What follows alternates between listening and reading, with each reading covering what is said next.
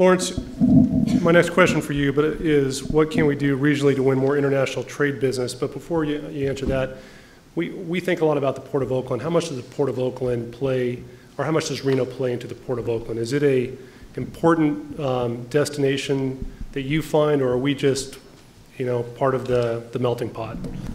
Yeah, certainly the Reno Sparks area plays a significant function in our strategy going forward. We kind of actually focus on two distinct areas when we look at growing future markets for us, and that's the Central Valley and then the Reno Sparks area. Today, the Central Valley plays a much more prominent role. We would like to diversify that. And it's interesting, it goes back to Brandon's comments.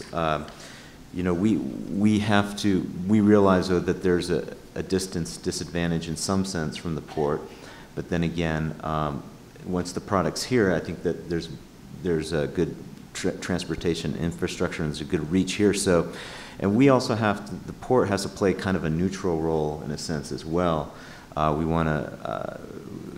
some sensitivities of promoting one area over the other. So I think we would like to, when we look at how we're going to develop these markets and work, we want to find a way to collaborate, to partner with developers, with real estate, or with brokers, and go and talk to these beneficial cargo owners, see if we can't be a part of the complete package. Whether it's at the labor pool, taxes, tax incentives, we can at least do our role. Now, Lawrence, have you ever been brought into a conversation by a developer or broker in trying to attract a company to Reno, and is that something that you can play a role in the future? We would like to. In my experience at the port, that has not happened yet. We've done that actually in the Central Valley, and that was just recently. So we would like to, and it's kind of been a learning process for us, yeah. And so yes, and let me just add, the reason why this is a really important initiative for us is that, as we heard here today, exports is a very vital role for the port and also for our regions. The problem is it's imbalanced. We've got, we're 40 at the port, we're now 54% export, 46% import. And that means there's no boxes. I mean, the ocean carriers have to reposition, truckers have to reposition. This all adds cost. So we really want to focus on finding more importers so we can at least get this balance on equipment. Let me touch on the Donner Pass improvements. I cannot underplay the importance of that. That's been over a decade. That's been a huge issue for us, is clearing the bottlenecks out of Oakland. On our rail, it was Donner Pass and then Tehachapi Pass. Those were the two big ones. There's several smaller ones. I guess the completion of this project was a little anticlimactic because of the economic situation.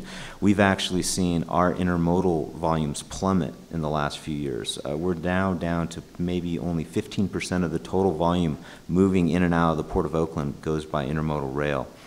And that's simply because the load centers in the Pacific Northwest and the Pacific Southwest, as volume dropped, carriers relocated their cargoes down there to fill up unused capacity. So we think that's going to come back eventually once the market recovers, but that will require a lot of, again, joint marketing. We have to attract first port of call business. The carriers have to come into Oakland first for the importers. That's not so good for exporters, but out of 28 services, if you get 3 or 4 first port of call inbound, we think that's a good match.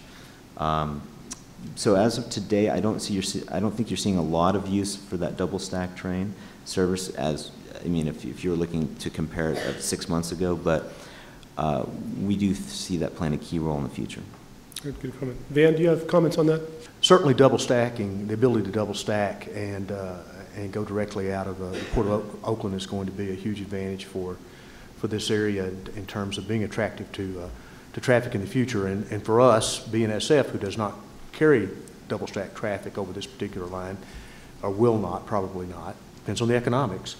The ability to double stack and to have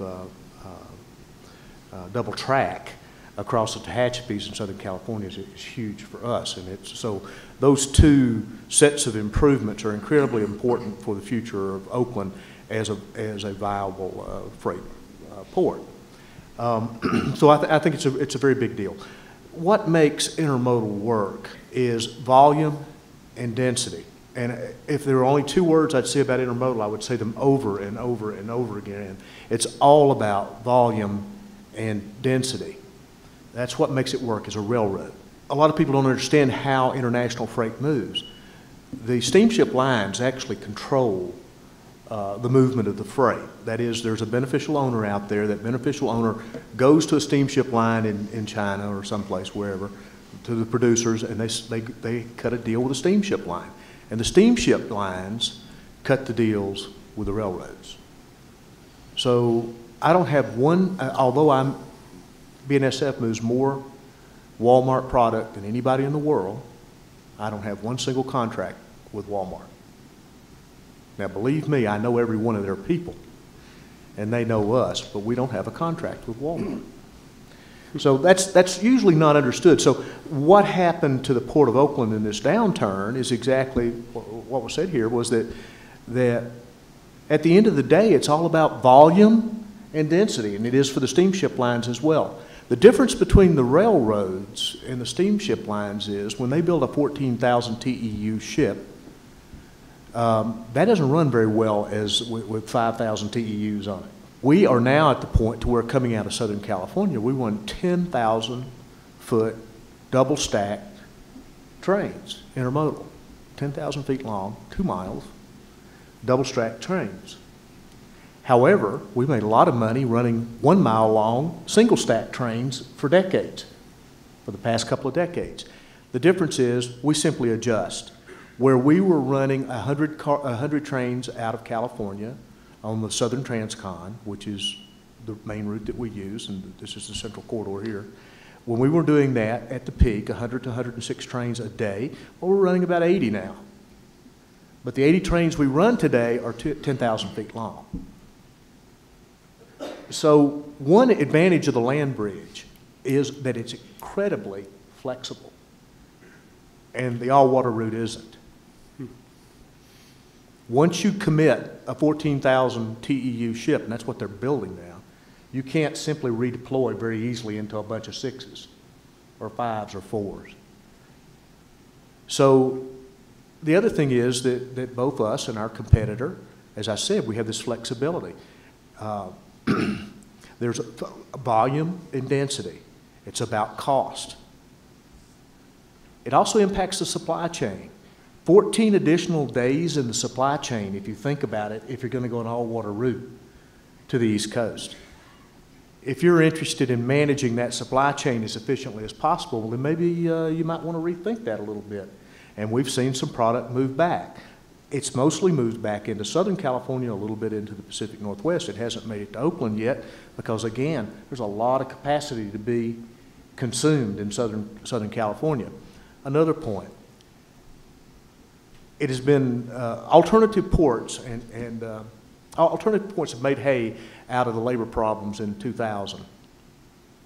I'd just like to point out that from 2000 to 2007, we had double-digit growth in Southern California through the LA and Long Beach ports every single year, and we went from 45 to 50 trains a day of 1,000 feet long to 100 a day, 10,000 feet long. All that growth occurred after the labor problems. So there's a little bit of exaggeration there in terms of that overall impact. Some folks did move some stuff. More of it had to do really with Maersk and their behavior and their decision to get out of doing IPI. That really did impact us. It impacted us more than it did the UP. Certainly made a difference of going the all-water route. There are going to be advantages, but here the bottom line is California and the West Coast, when it comes to Asia, is the 600-pound gorilla. And so as long as you have ships that have to come and serve this market is always going to have a fairly significant influence on the way freight moves in the United States.